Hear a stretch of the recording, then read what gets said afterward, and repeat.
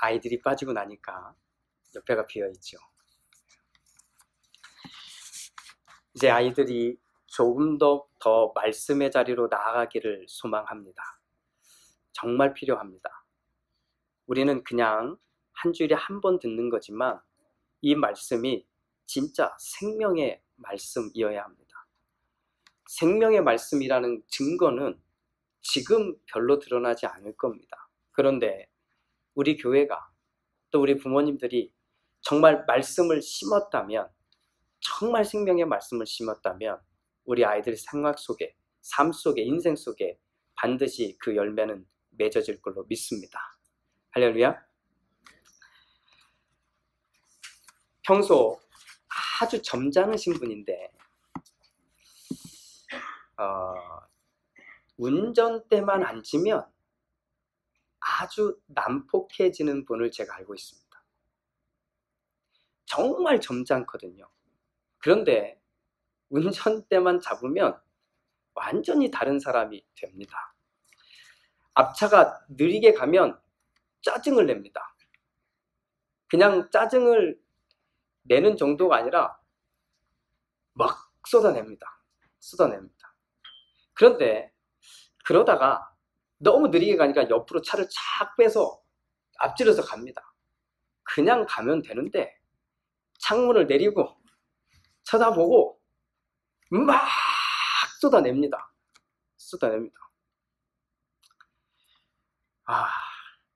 근데 요즘 차가 너무 좋아서요, 아무리 옆에서 소리를 질러도 사실 잘 안 들립니다. 게다가 그 사람이 음악이라도 듣고 있으면 정말 아무것도 안 들립니다.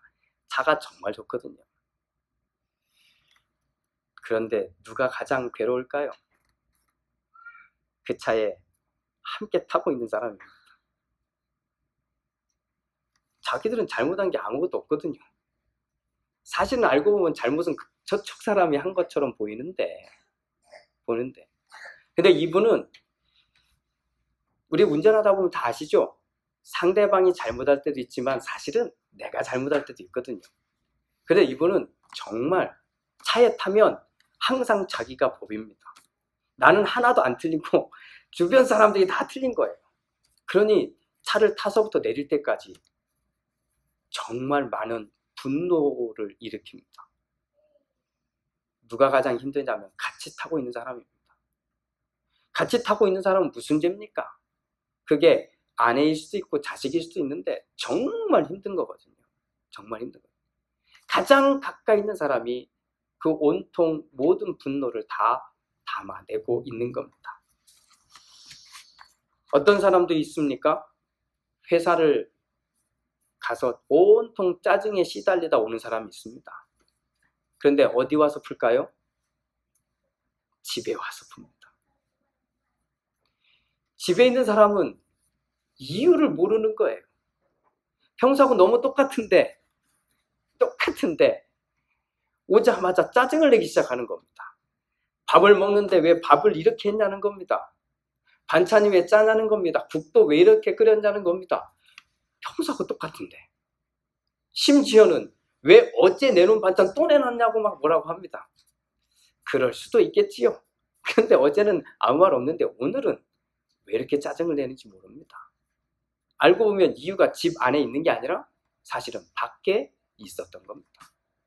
그런데 이런 사람들이 밖에만 있는 줄 알았더니 교회 안에도 있습니다. 교회 안에 오니까 교회 안에서 막 대접을 받고 싶은 거예요. 높임을 받고 싶은 거예요. 뭔가 인기를 끌고 싶은 겁니다. 왜 그런가 돌아보니까 그 사람의 삶에서 받은 스트레스가 너무 컸던 겁니다. 어떤 거겠어요? 서비스 직업을 갖고 있었던 것 같아요. 하루 종일 만나는 사람들이 좋은 손님만 있으면 괜찮은데 자기를 엄청나게 짜증나게 만드는 사람들도 있거든요. 그런데 그 사람 앞에서는 화를 참아야 됩니다. 고개를 숙여야 됩니다. 웃어야 됩니다. 그렇게 한 주간을 열심히 보낸 사람이 교회에 와서 그 모든 대접을 교회에 와서 받고 싶은가 봅니다. 교회에서 사람들이 자기를 높여줘야 한다는 사람들이 많은 것 같아요. 조금만 하면 뭔가 자기를 인정해줘야 된다고 생각하는 것 같습니다. 모든 경우가 다 그렇습니다. 분노를 일으키고 아픔을 준 대상은 사실 따로 있는데 실제로 그것으로 인해서 고통받는 사람들은 오히려 가까이 있는 사람들이라는 겁니다. 가까이 있는 가족들, 친구들, 좀 더 나하고 편하게 만나는 사람들 앞에 쏟아내고 있는 이 모습을 사실 우리는 많이 경험합니다. 그런데 조금 더 들어가 보면 화내고 짜증내고 스트레스를 푸는 사람들을 보면요, 이해가 됩니다. 이야기를 들어보면 그럴 수도 있겠구나 생각을 해보게 됩니다. 하지만 한 번만 더 생각하자고요. 그렇다면 가까운 사람들한테 이걸 풀어야 될까? 가까운 사람들 앞에 이것을 싹 쏟아내서 정말 힘들게 해야 될까? 한 번쯤은 생각해 봐야 될 것 같습니다. 그런데 그런 사람만 있는 게 아니더라고요. 잘하는 사람들도 꽤 있더라고요. 너무 잘해서 주변 사람들을 괴롭게 하는 사람들도 꽤 있더라고요. 그런데 오늘 저는 이 이야기를 하고 싶은 게 아닙니다. 이것과 진짜 반대되는 이야기를 하고 싶은 겁니다. 이런 사람들도 교회에 있더라고요. 이런 사람들이 교회 안에 있는데 한번 잘 생각해 보자는 겁니다. 어떤 사람이냐면 교회에서는 절대로 화를 내면 안 됩니다. 그래서 화를 꼭 참고 있는 사람이 있습니다. 교회에서는 성질대로 살면 안 됩니다. 그래서 정말 이 성질을 꼭 참고 있는 사람이 있다는 겁니다. 교회에서는 힘들어도 봉사를 해야 되고 봉사를 할 때는 항상 웃어야 되고 또 만약에 그렇게 말을 해야 될 상황이 오면 항상 좋은 말을 해야 한다는 겁니다. 만약에 그렇지 않으면 믿음이 없는 사람, 아직 예수를 잘 모르는 사람, 성령의 은혜가 아직 채워지지 않은 사람, 이렇게 생각한다는 겁니다. 정말 그렇게 생각해야 할까요? 오늘 우리가 읽은 말씀 가운데 6장 15절 말씀은 이렇게 기록되어 있습니다. 할례를 받거나 안 받거나 하는 것이 중요한 것이 아니라 새롭게 창조되는 것이 중요합니다. 라는 말씀입니다. 할례를 받거나 안 받거나 하는 것이 중요한 것이 아니라 새롭게 창조되는 것이 중요합니다. 이 말씀은 정말 잘 이해해야 됩니다. 어떤 사본에는 그래서 앞에 이런 문구가 붙어 있습니다. 주님 안에서는 이라는 말. 그걸 읽으면 이렇게 되는 겁니다. 주님 안에서는 할례를 받거나 안 받거나 하는 것이 중요한 것이 아니라 새롭게 창조되는 것이 중요합니다. 갈라디아 교회는 심각한 문제를 가지고 있었습니다. 그래서 바울은 긴 편지를 통해서 그 답을 쓰고 있는 겁니다. 그 가운데 오늘 주신 이 말씀은 교회 안에 이런 사람들 때문에 쓰게 된 겁니다. 교회 안에 이런 사람이 있는데 그 사람들이 그냥 일반 사람들이 아니라 영향력을 가지고 있었던 사람들인데 이 사람들이 무엇이라고 말하냐면 할례를 받아야만 한다는 겁니다. 다시 말하면 겉으로 드러난 증거가 있어야만 당신이 정말 구원받은 사람이라고 말한다는 겁니다. 그것이 할례라는 거예요.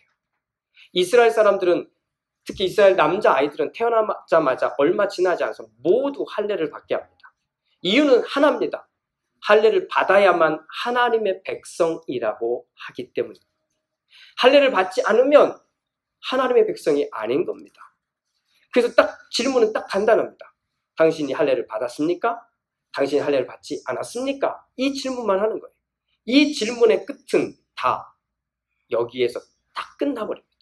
문제가 이겁니다. 단순한 할례 의식이 아니라 이것이 구원받았음을 결론 내버리는 증거가 돼버린 겁니다. 당신이 구원받았습니까? 당신이 구원받지 못했습니까? 이 기준이 할례라고 못 박아 버린 겁니다. 그런데 그런 일들이 지금 우리가 살고 있는 교회 안에도 있다는 겁니다. 교회에서 리더를 뽑을 때 어떻게 뽑는지 아십니까? 첫 번째, 일단 예배를 잘 드리고 있는가 봅니다. 주일 예배, 수요 예배, 금요 예배 어느 정도 이상 예배를 드려야만 된다는 겁니다. 헌금도 마찬가지입니다. 11절을 주일원금을 얼마나 했는지 다 봅니다. 교회 봉사도 봅니다. 잘했는지도 봅니다. 사람들이 좋아하는지도 다 봅니다. 이런 기준으로 교회 리더를 뽑습니다. 그러면 이런 기준이 잘못된 걸까요? 아닙니다. 근본적으로는 하나도 문제가 되지 않습니다. 예배를 지키는 것, 그것은요, 하나님께 예배를 드리는 것이 얼마나 중요한지를 알고 사모하기 때문에 나온 결과이라서 그걸 기준으로 삼는 건 잘못됐다고 말할 수 없습니다. 헌금 생활도 마찬가지입니다. 복받기 위해 헌금하는 건 아닌 건 다 알고 있습니다. 하나님이 주셨으니까 하나님께 돌려드리는 것이고, 이게 교회를 운영하는 데 필요하니까 드리는 거라면 기준이 될 수도 있습니다. 교회 봉사도 잘해야 됩니다. 했는데 사람들이 싫어하는 걸 하면 안 됩니다. 열심히 잘 섬겨야 됩니다. 이것이 문제가 아니라 진짜 문제는 이것으로 구원의 문제를 결정해버리기 때문입니다. 예배를 드리면 구원받은 사람, 11조를 하면 구원받은 사람, 봉사를 하고 섬기고 하면 구원받은 사람, 이렇게 결론을 내어버리기 때문입니다. 구원의 기준은 이것과 다릅니다. 구원은 철저하게 하나님과의 관계입니다. 하나님을 정말 믿는가의 문제입니다. 하나님을 믿지 못하면 하나님이 이 땅을 창조하시고 우리의 이 모든 것을 다스린다는 것을 믿을 수 없습니다. 하나님을 믿지 못하면 그 하나님이 보낸 예수, 나의 죄를 해결하기 위해서 이 땅에 보낸 예수, 그가 십자가에 달려 죽고 우리의 죄를 대신해서 그냥 모든 걸 해결하고 죽은 뒤에 부활했고 지금은 저기 계시다가 때가 되면, 종말의 때가 되면 이 땅에 다시 오셔서 심판하실 거라고 하는 걸 믿을 수 없는 겁니다. 그런데 이 구원을 우리 눈에 보이는 것으로 결정을 해버리기 때문에 문제인 겁니다. 내 눈에 보이는 것으로. 그래서 바울 선생님은 이렇게 표현하는 겁니다. 할례를 받거나 안 받는 것이 중요한 것이 아니라 새롭게 태어나는 것이 중요하다는 겁니다. 겉으로 남는 증거 아니라는 거예요. 진짜는 내가 새롭게 되었느냐? 여러분이 새롭게 되었느냐? 바로 이 질문을 던지고 있는 겁니다. 제가 한국에서 목회할 때 자주 가게 되는 곳이 병원입니다. 근데 병원에 가면 그냥 심각하지 않은 질병을 앓고 있는 사람들도 있는데 어떤 사람들은요, 정말 죽음과 싸우는 사람들을 많이 보게 됩니다. 그 가운데 오늘 이 말씀을 나누면서 조금 우리가 생각해 볼 수 있기에 제가 실제로 많이 경험한 사람들의 이야기를 좀 하겠습니다. 술을 너무나 많이 마신 겁니다. 그래서 알코올 중독자가 된 겁니다. 그런데 거기서 딱 끝나면 괜찮답니다. 그래도 괜찮은데 알코올 중독이 되면 몸에 여러 군데서 이상한 반응들이 나타나기 시작한다. 이걸 우리는 합병증이라고 해요. 근데 합병증 중에 걸리지 말아야 되는데 제일 먼저 걸리는 병이 당뇨랍니다. 근데 이 당뇨가 심해지면 몸이 어딘가가 기능을 멈추게 되고 그리고는 썩어지게 된답니다. 그래서 알코올 중독자들이 이 코스를 거치면 가장 많이 겪게 되는 게 다리를 잘라내야 되는 상황이 오게 된다. 심각한 거죠. 그 상황이 오면 그제서야 병원을 찾아오면 의사들이 하나같이 말하는 게 뭐냐면 당신 이대로 가면 죽는다는 거예요. 당신 제발 멈추라는 거예요. 여기서 멈추면 살 수 있는데 여기서 멈추지 못하면 당신 죽습니다. 하나같이 말을 한다는 겁니다. 그런데 여기서 선택이 둘로 딱 나눠진답니다. 어떤 선택일까요? 내 다리를 잘라도, 다리가 없어도 이걸 기회 삼아 내가 다시 한번 살아야 되겠구나. 새로운 삶을 좀 살아야 되겠구나. 우리 지금 다 그렇게 선택할 것 같죠? 그런데 이게 일부라는 거예요.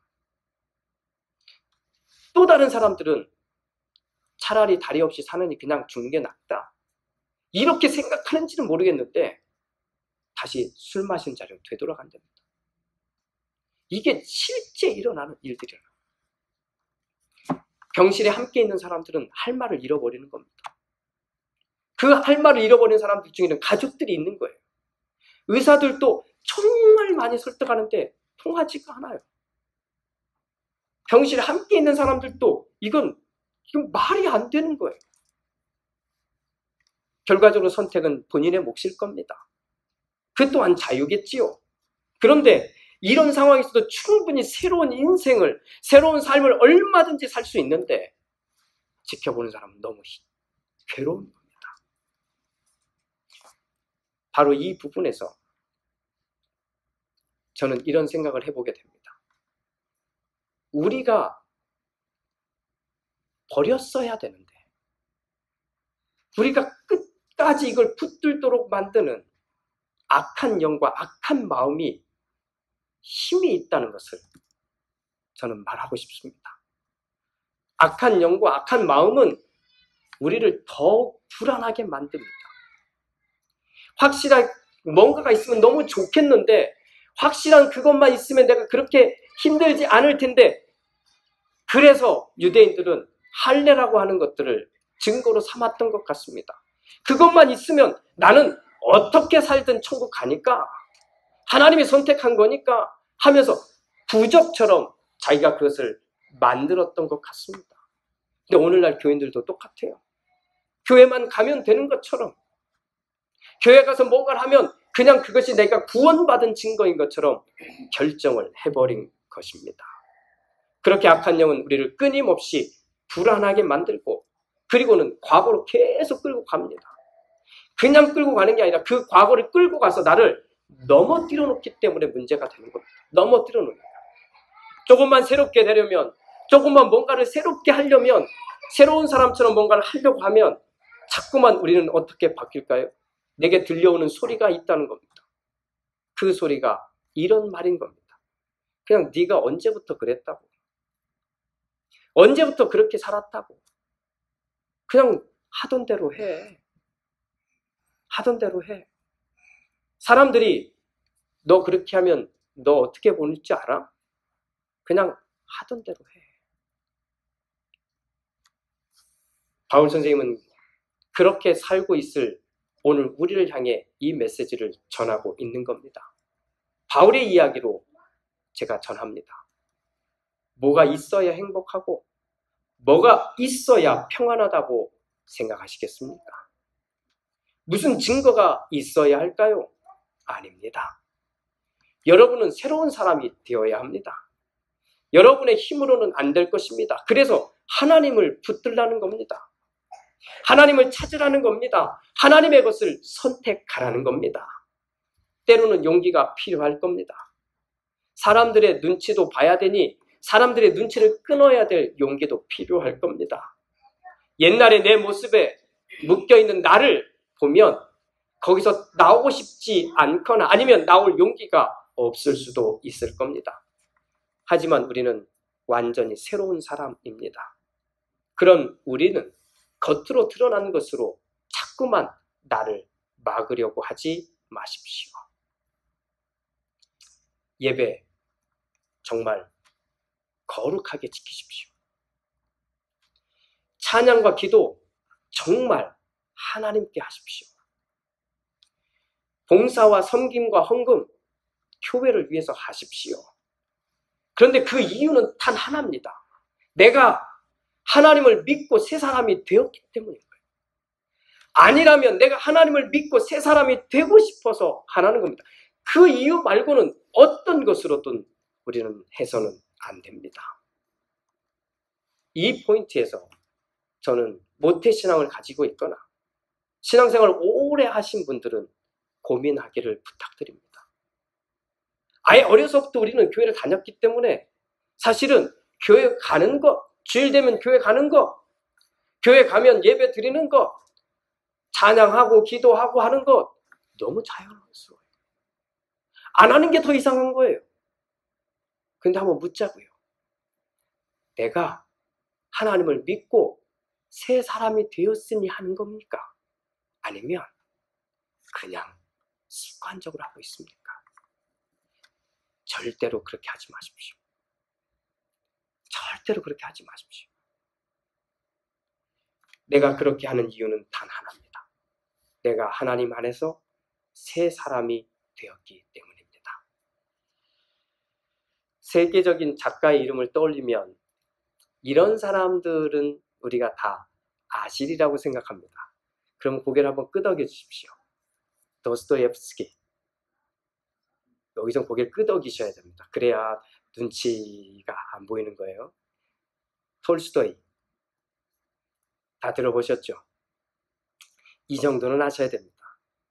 그런데 유럽 사회에서 그들 못지않게 영향력을 주었던 여러 사람 가운데 그리스 작가도 한 사람 있습니다. 아마도 잘 모르실 수도 있습니다. 그 작가 이름은 니코스 가잔자키스라고 하는 사람입니다. 들어보셨습니까? 아마 잘 모르실 거예요. 그런데 이분이 쓴 책 가운데 그리스인 조르바라고 하는 책이 있습니다.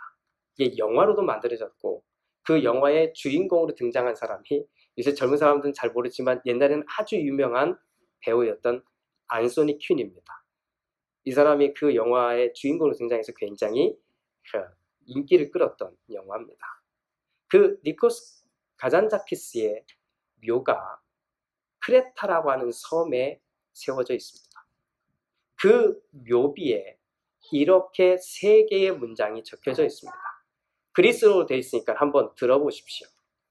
Den el pillo devota, de fovume devota, y me leoforos. 우리말로 바꾸면 나는 아무것도 바라지 않습니다. 나는 아무것도 두렵지 않습니다. 나는 자유인입니다. 사랑하는 교회 여러분, 내가 자유인이 아니기에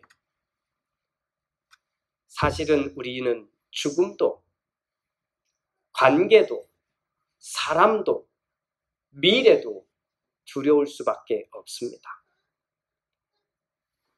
죽음, 미래, 관계, 사람에 대해서 두려워하는 것은 죄가 아닙니다. 그런데 새 사람도 아닙니다. 새로운 사람도 아닙니다.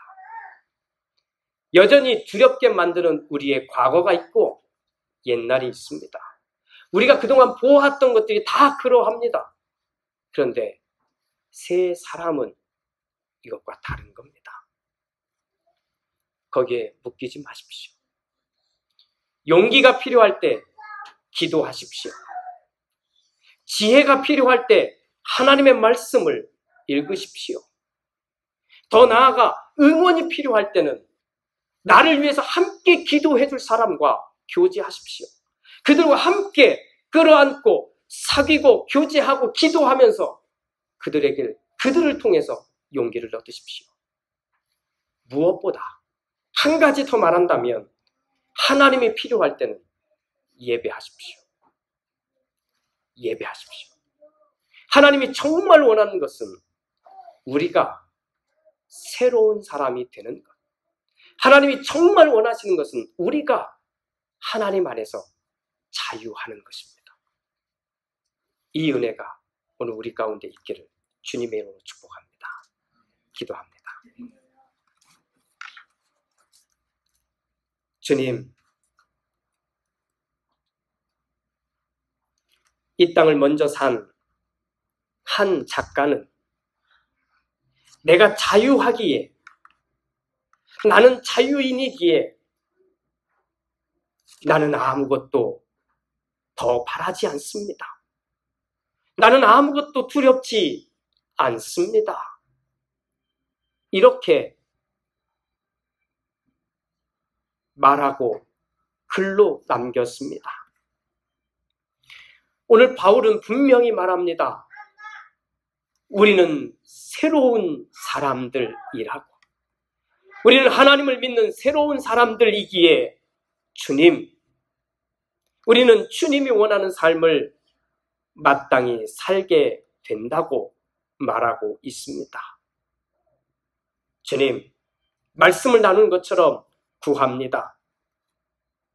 용기가 필요할 때, 과거로 자꾸만 돌아가려고 하고 죄로 돌아가려고 하고 하나님에게서 멀어지려고 할 때, 그때에 용기가 필요할 때 기도하겠습니다.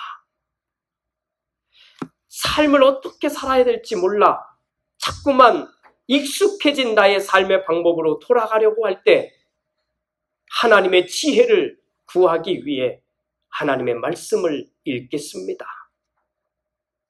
주님, 혼자는 그래도 외롭습니다. 그런데 내 옆에 믿음이 있는 사람들을 주시니 고맙습니다. 이 사람과 함께 교제하며 이 사람과 함께 하나님을 찬양하며 기꺼이 넉넉히 담대히 나아가겠습니다. 그렇게 우리는 하나님이 필요하기에, 아니 하나님이 정말 계시기에 예배하겠습니다. 이렇게 우리는 자유가 무엇인지를 알고 자유인으로 이 땅을 살기 원합니다. 이 기도가 우리의 기도가 되게 하여 주시옵소서. 지금은 우리 주 예수 그리스도의 은혜와 아버지 하나님의 그 크신 사랑하심과 성령 하나님의 은총이 오늘 귀한 생명의 말씀을 나누며 나는 새로운 사람입니다 고백하기를 소망한 우리 모두 위에, 또 우리의 직장과 생업과 자녀 손들 위에, 또 우리가 넘어야 될, 우리가 끊어야 될 모든 과거 그 모습 위에 이제부터 영원토록 함께 하시옵기를 간절히 축원하옵나이다. 아멘.